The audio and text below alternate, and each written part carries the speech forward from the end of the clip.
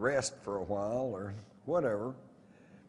And but this is also quite encouraging because science tells us that energy can neither be created nor destroyed. And so that's pretty hopeful, because that means that when the meat sack gives up the ghost, hey, that's an interesting turn of phrase, isn't it? We're the ghost. When the meat sack doesn't operate anymore, the ghost goes on, the spirit goes on, the energy continues. And we know that that then there is life and consciousness after this material death. And why don't we know this a little better? Well, because we are like the tip of the phonograph needle. The universe is the big 33 LP, and we're the needle. All we know is that little point that we can perceive. What they also saw is that there has been prior contact. They saw contact between President Eisenhower and UFOs and their occupants. Some of you, I'm sure, have heard people talk about this. They gave a very good description of all that. They apparently they came and tried to make a deal with the world leaders. Okay, you're the world leaders, and you know we'll welcome you into the Galactic Federation, but of course you have to have someone who speaks for Earth. And stop and think about it. Who speaks for Earth? Nobody speaks for Earth. Putin doesn't speak for Earth. Bush doesn't speak for Earth. In fact, if the polls are correct, he doesn't even really speak for the United States. But so we are going to have somebody who speaks for Earth. And I'll take this opportunity to share this with you. You know, you probably already heard me rant and rave at some time or another about the New World Order and about the North American Union and yada, yada, yada. I want you to understand, philosophically, I am not opposed to globalism. We are one humanity. We are one human race. We all occupy this small blue world that's out on the outer fringes of one of the outer galaxies. I mean, let's face it, we're in the boondocks out here, basically. And but we are all in the same boat. We're all on the same world. So I'm not opposed to the idea that at some point somebody's going to ask you where you're from, and you're going to say, well, I'm from Earth. And because that's where eventually we will get to. No, my problem is that we're being tricked, manipulated, pushed into this new world order, into this North American Union, into this globalization by people whose track record shows that they at heart do not have the best interest of the people in their heart. What they want is total control. It's what Nicholas Rockefeller told the movie producer Aaron Russo when he asked him, well, you know, what's the basic game plan? And Nick Rockefeller said, to microchip the population and control the world.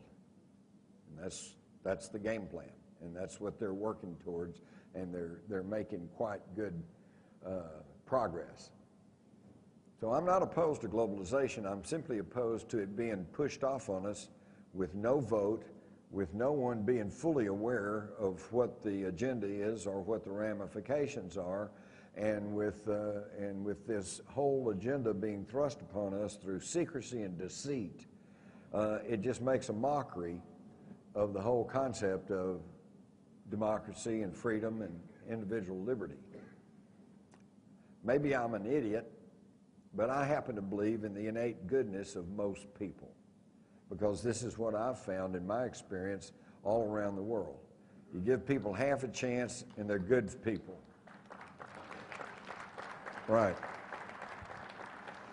And I say that because I know I'm in good hands and good fellowship here. Everybody here has an open mind. Everybody here, there's many varied opinions out there on many varied subjects, and yet I think that everybody in this hall, we could all agree to disagree. And we can disagree without being disagreeable.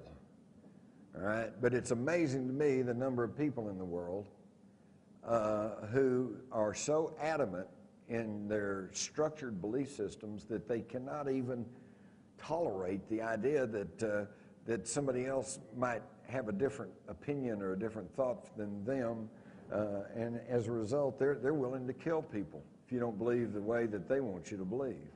And of course, that's not right. So now we ask ourselves, all of this stuff, this viewing they're seeing, when they see these different people coming and they see all these craft and they see all these aliens, how do we know that any of this is real? Well, again, you have to look for feedback. And I think one of the clearest examples of space viewing and feedback is the Mars Observer, which was lost in August of 1995, just as it was about to enter the orbit of Mars. At that time, I was still in close contact with several of the remote viewers, and when the news came that the Mars Observer had been lost, I immediately picked up the telephone. I said, "What happened to the Mars Observer?"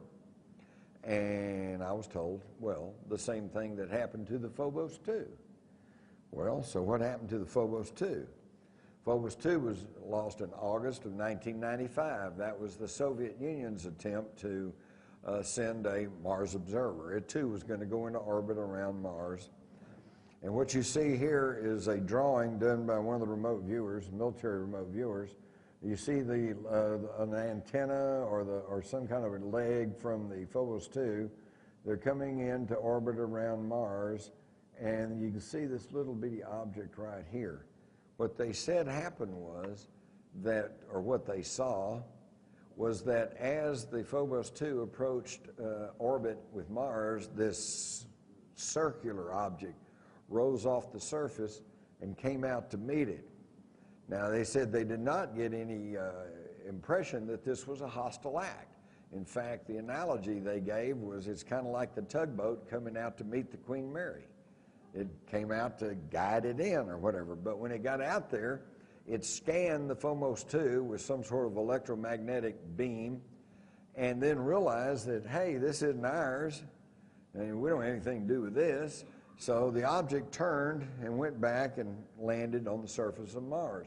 But when this beam scanned the Phobos 2, it disrupted the onboard computer, and the controllers lost control over the craft, and it spun out of control, went into the atmosphere of Mars and burned up and crashing to the surface. Well, okay, there's a good story, but how do we know that that's what happened? Here we can see a close-up, and you see Mars is the circle with the lines, and then this little ob-shaped object is what they saw. It was somewhat circular, but it's oblong. It's not a complete circle.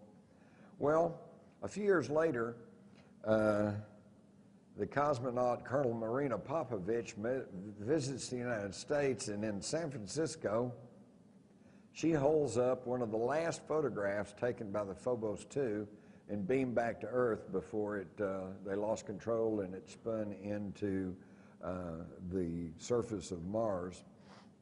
And I don't have to point out that it looks amazingly similar to the little object that was seen by the remote viewers. This is feedback. This means that something that sounded like an outrageous story has some foundations in truth.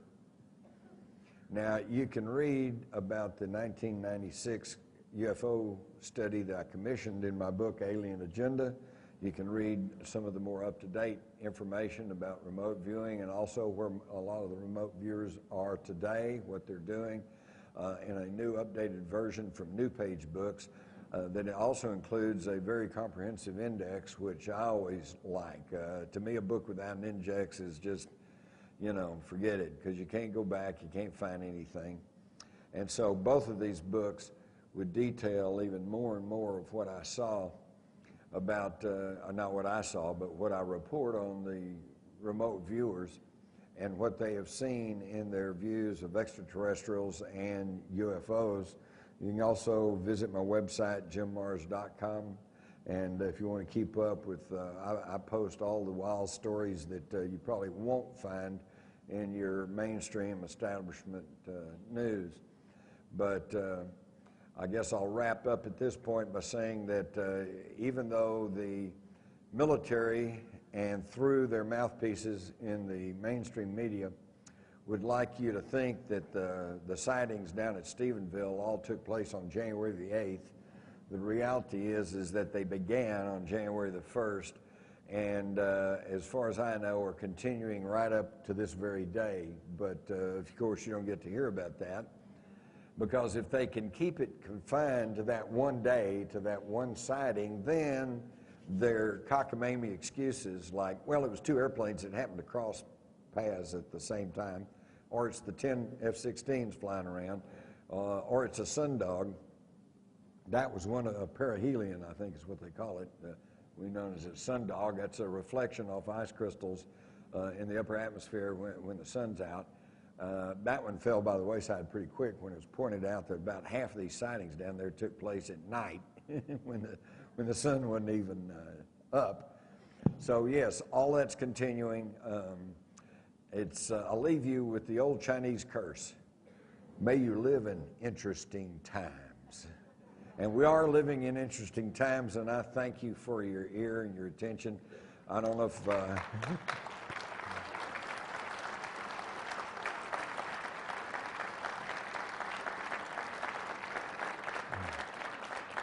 Thank you.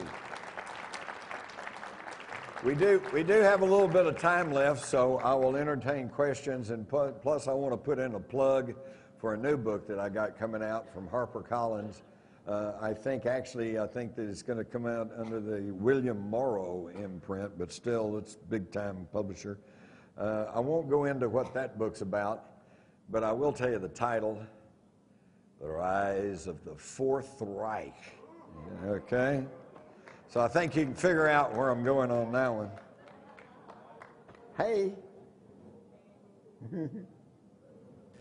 I just wanted to bug you publicly and ask you, when are you going to write a book on mind control? On mind control? They won't let me. No, I'll tell you something. Mind control, this is a really scary subject. And you have to be very careful getting into that, because you can go flying off into paranoia. You can just go nuts with mind control. And it's not just recent stuff. It's not just the Harper Ray and the stuff that's happening now. When we brought the Nazis in over this country under paperclip, we all know we brought in their rocket scientists, but what we don't know is we brought in their mind control experts and the people who were trying to figure out how to modify human behavior through drugs, hypnotherapy, just all kinds of things.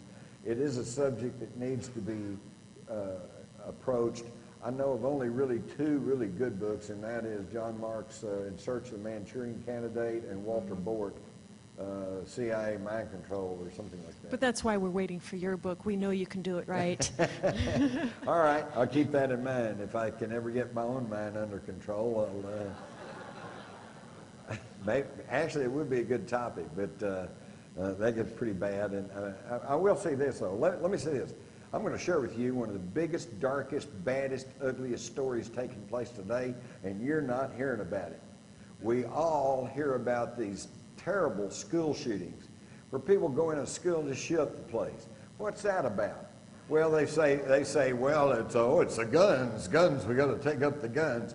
Forget it, folks. I grew up in Texas. We used to go drive to school and had a gun-to-gun rack in the back of the pickup truck. You know, everybody had a gun.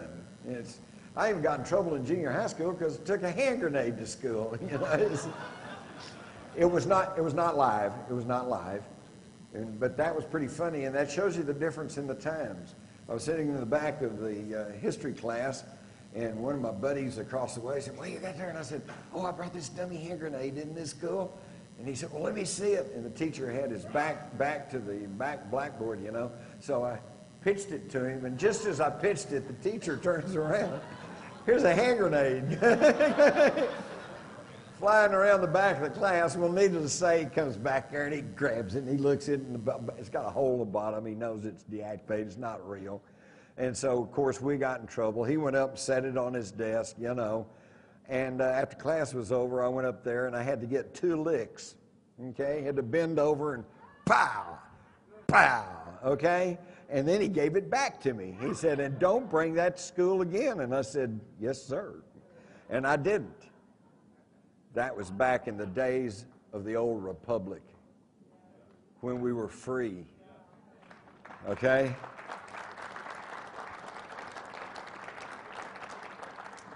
I also often got in trouble because I was an avid reader, and the class would try to be reading something out of one of the textbooks. I'd be 2 chapters ahead. So needless to say, I was bored. So I'd end up looking out the window, daydreaming a little bit, and the next thing I know, they're coming around, they rap me on the hand and say, Jimmy, pay attention, stay with the rest of the class. Yes, ma'am. That was all that was.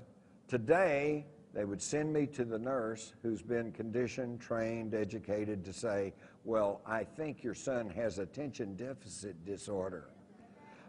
You need to go take him to the doctor and you need to get him on medication.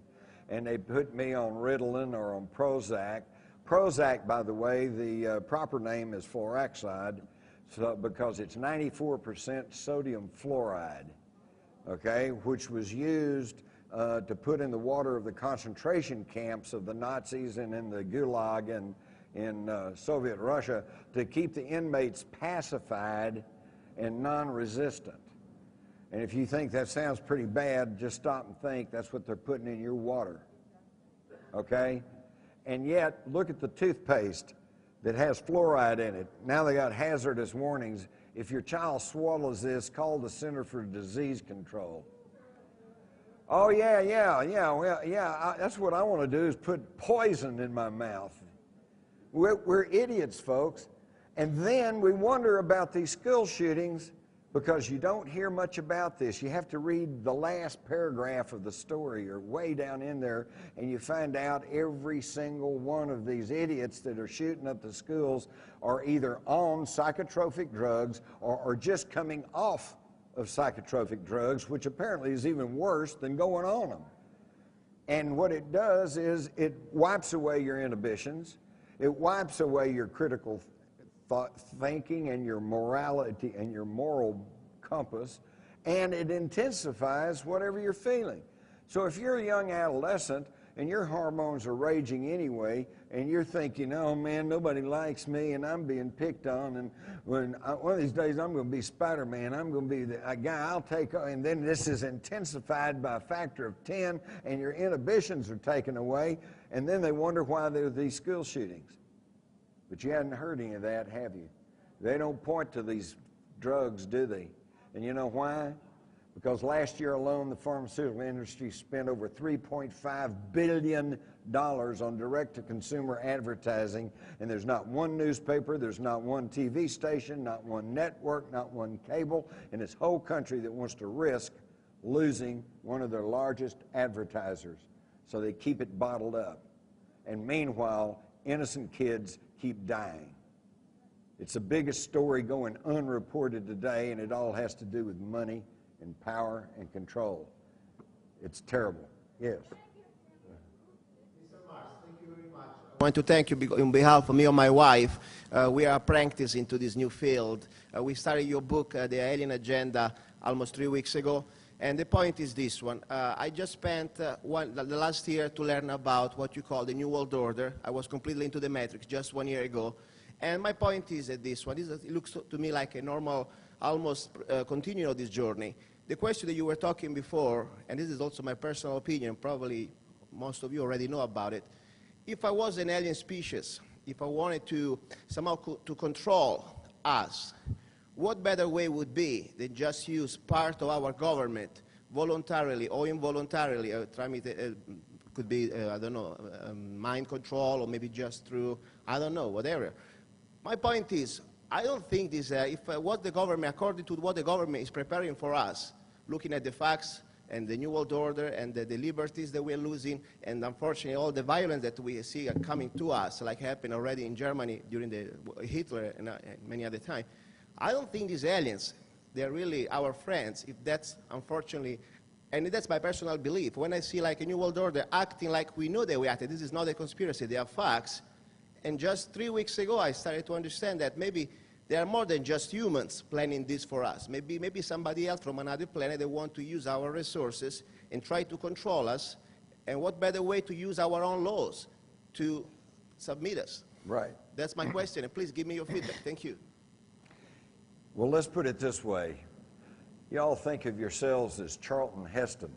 You're on the planet of the apes. And there's 6.5 billion apes. Now, you're smart, and you know that there are other worlds out there, and that you come from this other world, and you know there's other technology out there, but you're stuck here. How are you going to control 6.5 billion apes? You can't. Anybody remember the opening scene of the X-Files movie where they had the two cavemen and they go in the cave and encounter this reptilian alien type, and he kills one of the cavemen, but the other caveman kills him. It was 2-1. He got in a lucky shot. So that was just 2-1. You can imagine what it'd be like 6.5 billion to 1. So how do you control the planet of the apes? Only one way, through secrecy and deceit. And you keep the apes fighting with each other, and you keep them disunited, and you keep them conflicted, and you keep them arguing with each other. And in that way, they haven't got time to stop and consider that you're the one that's actually pulling the strings. And that's how you control. And what do we do about it? Well, there's 6.5 billion of us. There's a whole lot more of us than there are of them. So all we got to do is get the education going with the small e, not formal school education, but just knowledge. If we could get people to understand what's really going on, then again, back to what I said earlier, that I think most people are good-hearted, they're well-intentioned, they want what's best for everybody, and I think that we could regain true freedom and liberty for this country. But look where we are. Let's go back to 2004, okay? You could vote for George W. Bush, the Republican, who was an oil man and a Skull and Bones secret society member. Or your choice was you could vote for his cousin, John Kerry, Democrat, oil man and Skull and Bones member. Is there really any choice there? No. Now, this time, oh, well, look, politics, you know, political year. Everybody's going back and forth. And it's Obama this and Hillary that and John McCain, blah, blah, blah. Behind John McCain is Henry Kissinger.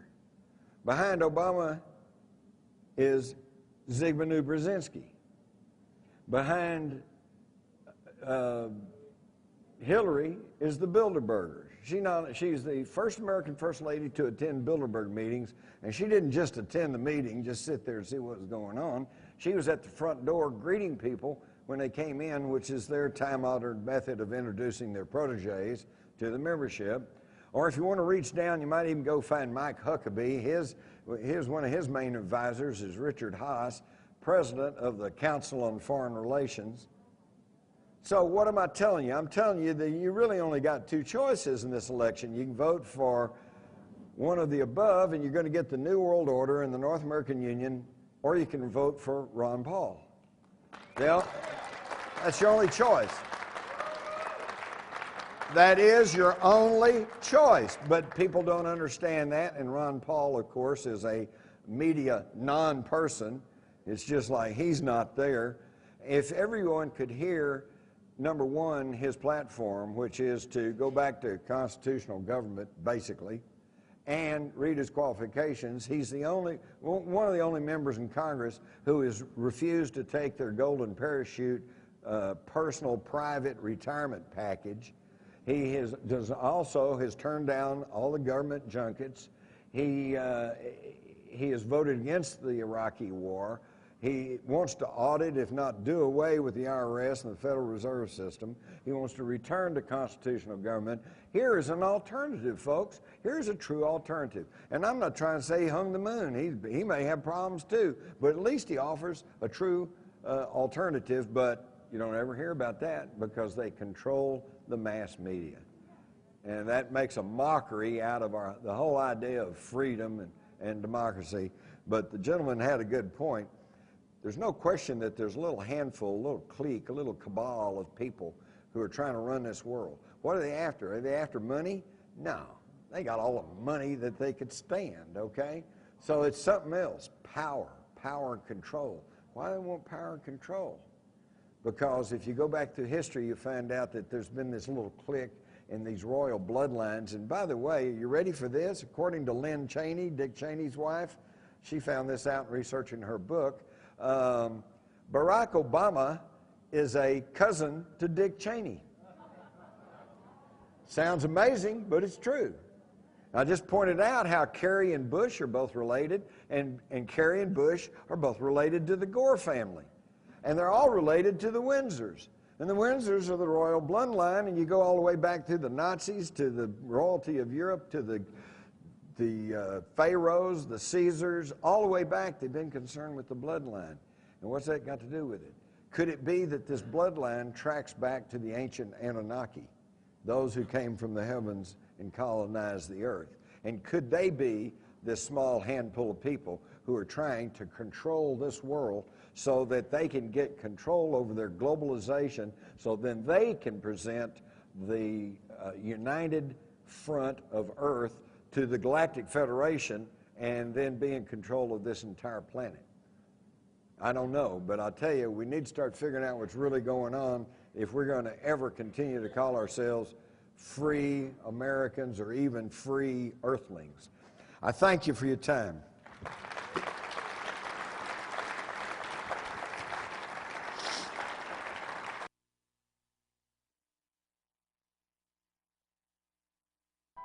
It goes on. The energy continues. And we know that that then there is life and consciousness after this material death. And why don't we know this a little better? Well, because we are like the tip of the phonograph needle. The universe is the big 33 LP, and we're the needle. All we know is that little. Apparently they came and tried to make a deal with the world leaders. Okay, you're the world leaders, and you know we'll welcome you into the Galactic Federation, but of course you have to have someone who speaks for Earth. And stop and think about it. Who speaks for Earth? Nobody speaks for Earth. Putin doesn't speak for Earth. Bush doesn't speak for Earth. In fact, if the polls are correct, he doesn't even really speak for the United States. But so rest for a while or whatever. And but this is also quite encouraging because science tells us that energy can neither be created nor destroyed. And so that's pretty hopeful, because that means that when the meat sack gives up the ghost, hey, that's an interesting turn of phrase, isn't it? We're the ghost.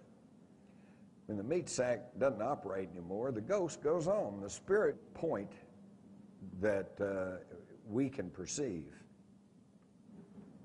What they also saw is that there has been contact, prior contact. They saw contact between President Eisenhower and UFOs and their occupants. Some of you, I'm sure, have heard people talk about this. They gave a very good description of all that.